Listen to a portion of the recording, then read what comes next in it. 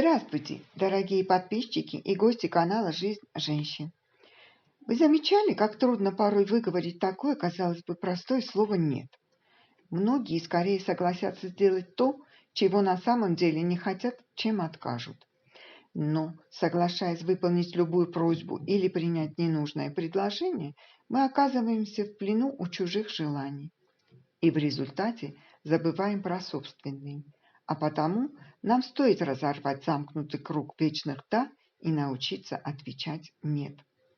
Главная сложность в таких ситуациях состоит в том, что, отказывая кому-либо в чем-либо, человек чувствует себя виноватым не в своей тарелке.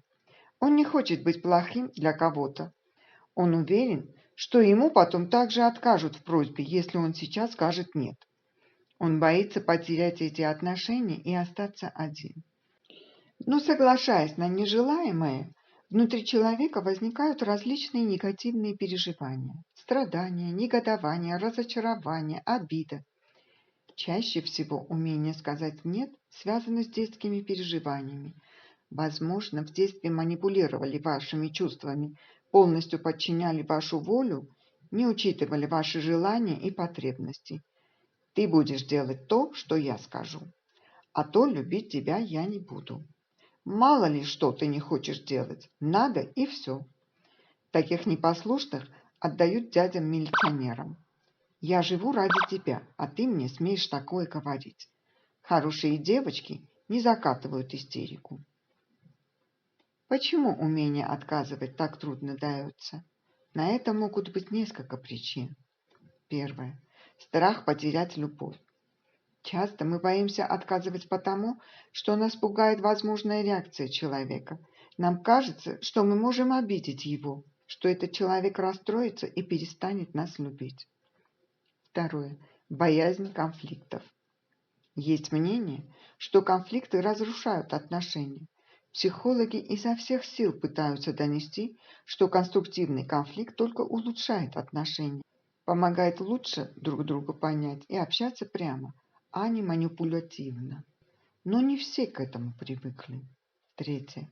Чувство вины, а точнее страх быть плохим человеком. Многие с трудом представляют, как можно отказать и не чувствовать себя при этом чуть ли не предателем. Так чего же мы боимся на самом деле? Обидеть отказом другого человека или собственного чувства вины? Четвертое. Псевдовзрослость.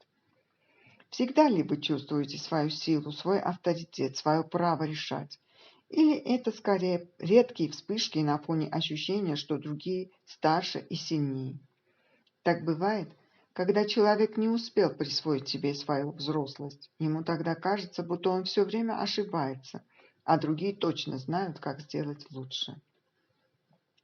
Почему так важно уметь отказывать? Нельзя ставить свои интересы ниже интересов других.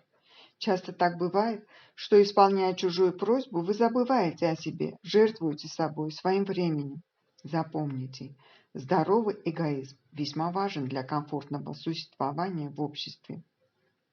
Бесконечно выполняя просьбы своих друзей, коллег, знакомых, вы приносите ущерб своим семейным отношениям. Вы тратите время и энергию на других, а на семью их не остается. Излишней покладистостью и безотказностью невозможно завоевать уважение. Скорее всего, вас примут за слабохарактерного человека и начнут этим пользоваться. Как правило, уважения в обществе добиваются те, кто ценит свою независимость и проявляет твердость в своих решениях. При этом таким личностям несложно кому-то помочь, когда это действительно необходимо. Решая чужие проблемы и выполняя чужую работу, вы оказываете людям медвежью услугу, поощряете их слабость и беспомощность, даете возможность паразитировать. Каждый должен справляться с трудностями самостоятельно и лишь в крайнем случае прибегать к посторонней помощи. Можно ли научиться отказывать? Это возможно. Хотя чем больше мы привыкаем к соглашательскому типу поведения, тем труднее это сделать. И все же стоит попробовать. Задайте себе вопрос, чего я боюсь, когда не осмеливаюсь отказать? Взвесьте то, что вы обретаете и теряете. Представьте, что может случиться в самом крайнем случае. И если ваше исследование покажет, что вы потеряете больше, чем имеете сейчас, тогда имеет смысл оставить все как есть. Если же ничего страшного не произойдет, значит можно попробовать постоять за себя. Красивый пример.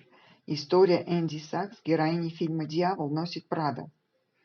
Она никогда не говорила «нет» своей начальнице, властной и требовательной Миранде Пристли.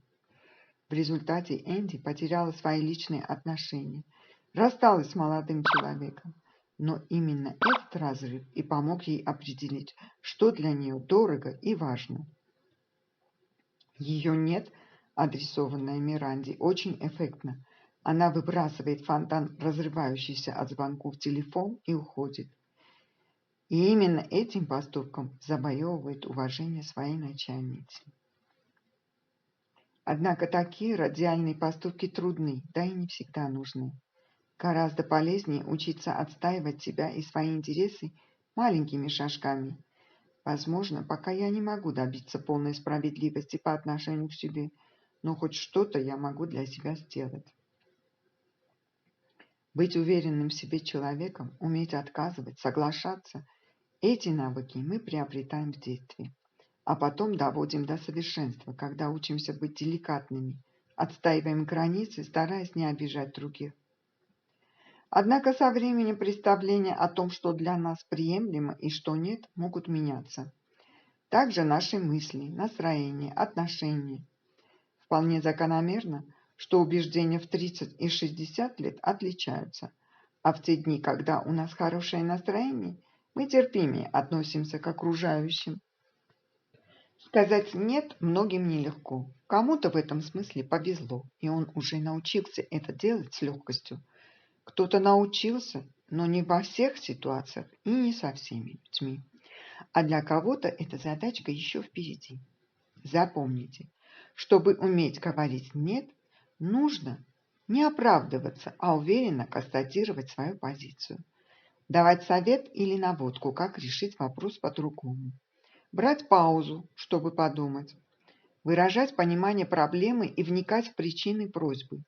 Нельзя говорить «нет», высмеивая и занижая значимость просьбы или отказывать публично. Научись говорить твердо «нет». Это трудно, но стоит учиться. В жизни смело совершай только то, что душе твоей радость приносит. Знай, не вправе неволить никто сделать то, что она не выносит.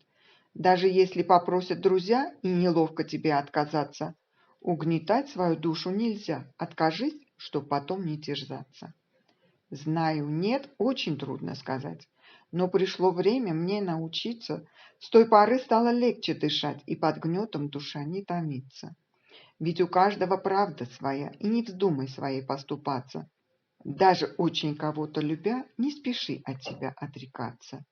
Жизнь чужую нельзя проживать, или придется со своей распроститься. Потихоньку ее убивать, постепенно в чужой раствориться. Поделитесь со мной в комментариях, вы умеете отказывать людям? Смогли сказать «нет»? Не забудьте подписаться на канал и нажать на колокольчик. А я благодарю всех за лайки, репосты и отзывы. Пока!